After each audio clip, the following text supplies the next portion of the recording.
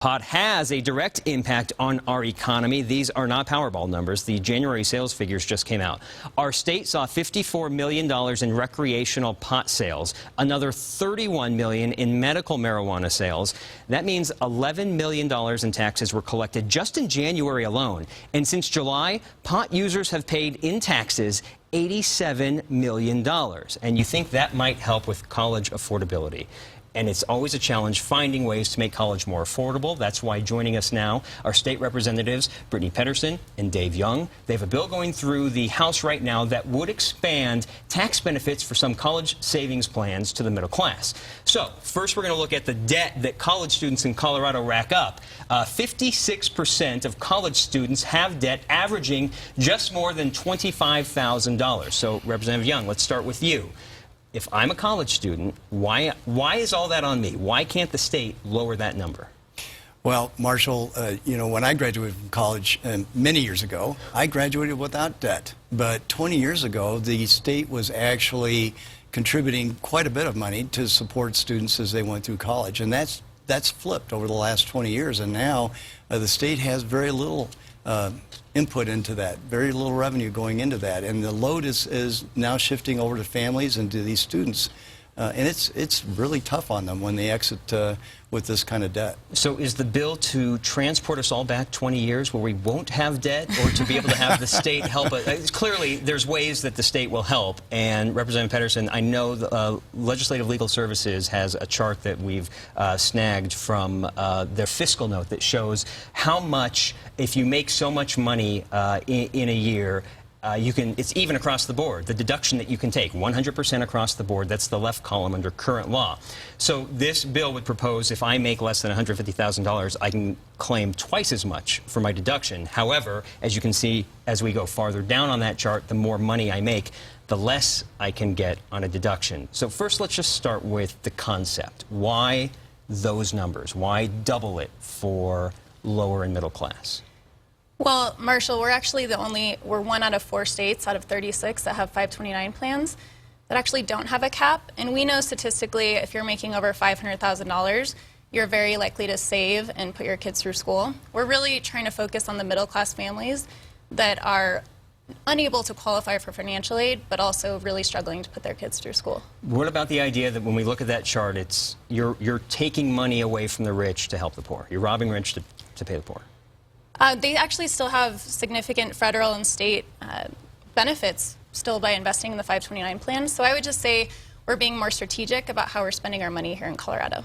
Higher education has always been a struggle for the state to help pay for. Clearly we're talking about tax benefits here, but what can the state do to contribute more? We talked just briefly about transportation, although it was 8-9 minutes long. You could talk forever about how to fund roads. Higher education is probably a close second. So Representative Young, what can we do to give colleges in Colorado more state money?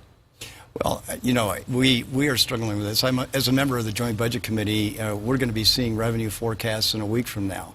And I think the numbers that we're going to see are not going to be enough to actually meet all the demands that we have in our budget. So we have demands for K-12 education as well as higher ed, and then our transportation system. You can look at every facet of the budget, and we just don't have enough revenue to actually meet all those demands. Senator Jones in the previous segment talked about several options that we have. We're going to be looking at all those options. There's going to be ballot initiatives. We're talking about the hospital provider fee. And any number of other options that will come to the table. And I should bring up, we've talked about the confusing hospital provider fee a number of times, and if the legislature is allowed to make a change to the hospital provider fee, the belief is that there would be money freed up for things like transportation and higher education. So that's why we keep hearing hospital provider fee. As we talk about your legislation, are there impacts to the state if you're allowing more deductions to more people? We do have a small fiscal net, I think, for the incentives that it brings. This is really aimed at the families that need it the most, and so we believe that this is a good investment with our state dollars. I mean, is that the biggest complaint that you guys are hearing, is that I can't send my kid to college, or I can't go to college because I can't incur that debt?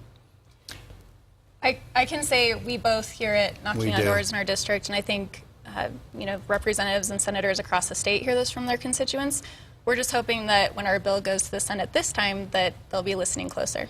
So, all right, we talk about bills that have multi-year lifespans. What changed this year, or what can you do this year to convince that you haven't been able to do before? Well, I think that it's the message that our constituents are delivering to every representative, and middle-class families are really feeling the pinch, even more than last year. And so, I have a lot of faith in our colleagues on both sides of the aisle that they listen carefully to their constituents, and if they're getting that message, then they should react. It's got to be a tough sell to Republicans about, when I look at that chart, to see if you make a high amount of money that you can deduct less. Is there a way, do you have talking points on why that's okay?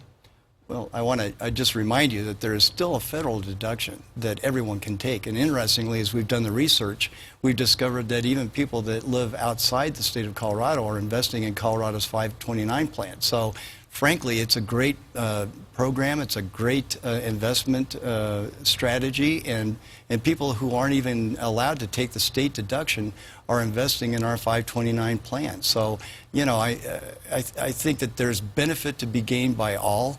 But we want to target hardworking middle-class families that really are struggling and clearly from our data are not able to get the kind of deduction that encourages them to save. It might be easier in a Republican-controlled Senate to sponsor a bill to take us back 20 years to when you had no debt. We'll update as this bill makes it through the process. Thanks both for joining us. Thank you, Marshall. Politics Unplugged. We'll be right back.